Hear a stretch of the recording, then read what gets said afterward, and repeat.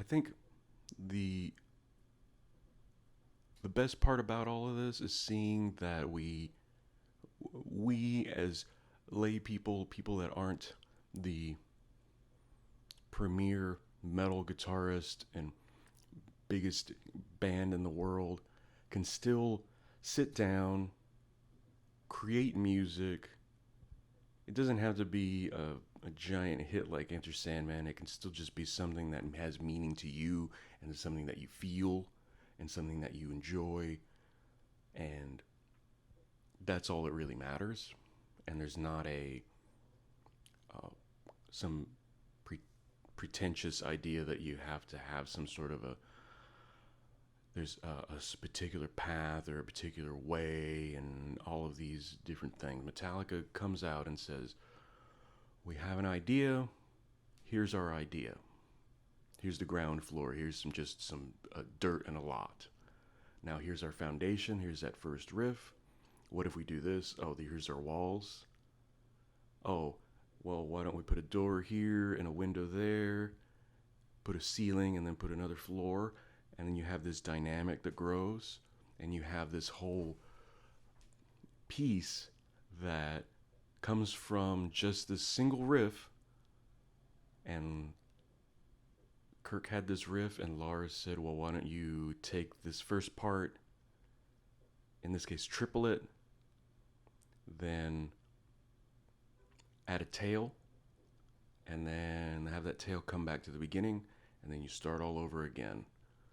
And the beginning of the song just has pieces of it, and it comes up and it builds, and then it goes into the main riff, and it's just this percussive push into the main part of the song.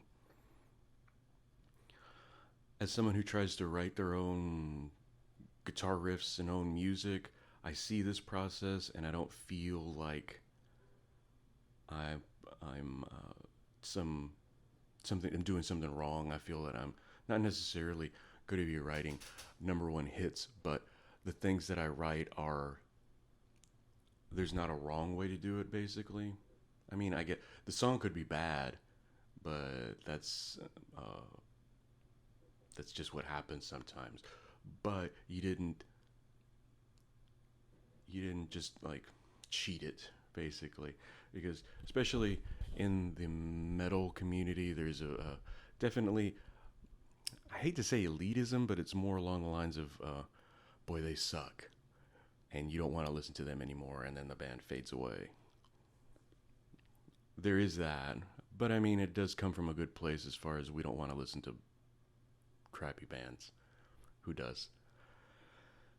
Anyway, Metallica makes their music, and it's just like going into an office. Just every day, you just have to take something and chip away at it and make it something better.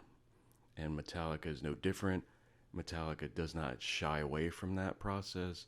Metallica lives in that process constantly, and it's good to see that someone like me who's just sitting in their house just trying to make things that they enjoy have a similar process to one of the biggest bands that ever was. So that is lesson 3 for Metallica's Masterclass. It's pretty interesting so far. As an old Metallica fan, I know the majority of their anecdotes already. So it's interesting to see it into different contexts. And then they play a little bit live too, which is interesting. And to see them in like an environment where it's just basically a TV set is always interesting, because that's not their element for the most part, and they still thrive in it because they're just a big professional band. That's what they do. So lesson 3, and this has been really good so far. Masterclass. If you're thinking about joining, yeah, I think it might be worth it. It might. I don't know. If you're an old Metallica fan, you might already know all these stories.